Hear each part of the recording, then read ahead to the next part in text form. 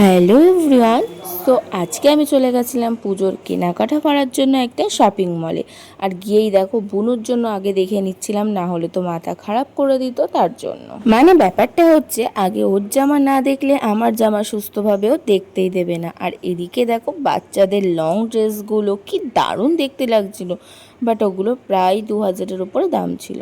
তো যাই হোক, বোনের জন্য একটু জিন্স আর টপ দেখছিলাম। আর এদিকে আয়না রয়েছে, আর আমি ভিডিও বা ফটো তুলবো না, এটা তো কি হতে পারে না। আচ্ছা, যারা আমার ভিডিওটা দেখছো তোমাদের পুজোয় কটা করে জামা প্যান্ট হয়েছে? আমার কিন্তু অলরেডি 5টা হয়ে গেছে। তো যাই হোক, এদিকে দেখো বোনের জন্য আমি এই টপটা পছন্দ করেছিলাম, বাট টপটা না দারুণ লাগছিল।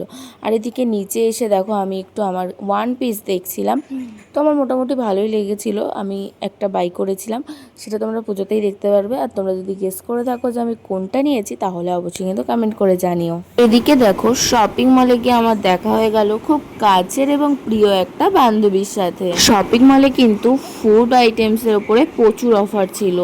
তো আমি বাই করেছিলাম দুটো নুডলস, যেটা দাম নিয়েছিল 25 টাকা করে। ব্যাস কেনাকাটা কমপ্লিট হয়ে যাওয়ার পর আমরা দুই বান্ধবী চলে গেলাম ক্যাশ কাউন্টারে বিল পেমেন্ট করার জন্য। এদিকে দেখো আমার বোনের জন্য মেঘা একটা হেয়ার ব্যান্ড দেখছিল, তাই আমরা সবাই মিলে চয়েস করছিলাম যে কোনটা নেওয়া যায়। 500 টাকা আজকে বরবাদ হচ্ছে গাইস দুর্গাপুজোর জন্য।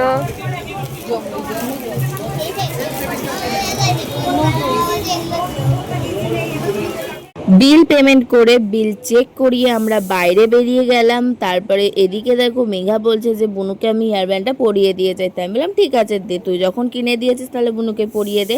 আর সত্যি বলতে হেয়ার ব্যান্ডটা দারুণ দেখতে ছিল, বাট প্রাইসটা আমি জানি না কত নিয়েছে, কিন্তু হেয়ার ব্যান্ডটা সত্যি দারুণ দেখতে ছিল। তারপর ভি মার্ট থেকে বেরিয়ে আমরা চলে গেছিলাম একটু এম বাজারে, বাট এম বাজারের কোয়ালিটি কালেকশন আমার একটুও পছন্দ হয়নি, তাই ওখান থেকে না কিছু নিইনি। ব্যাস তারপরে আমি, মা আর বুনু মিলে টুকটুক করে বাড়িতে চলে আসলাম। আজকে ভিডিওটা এই পর্যন্ত। তোমাদের ভিডিওটা কেমন লাগলো জানিও। টাটা।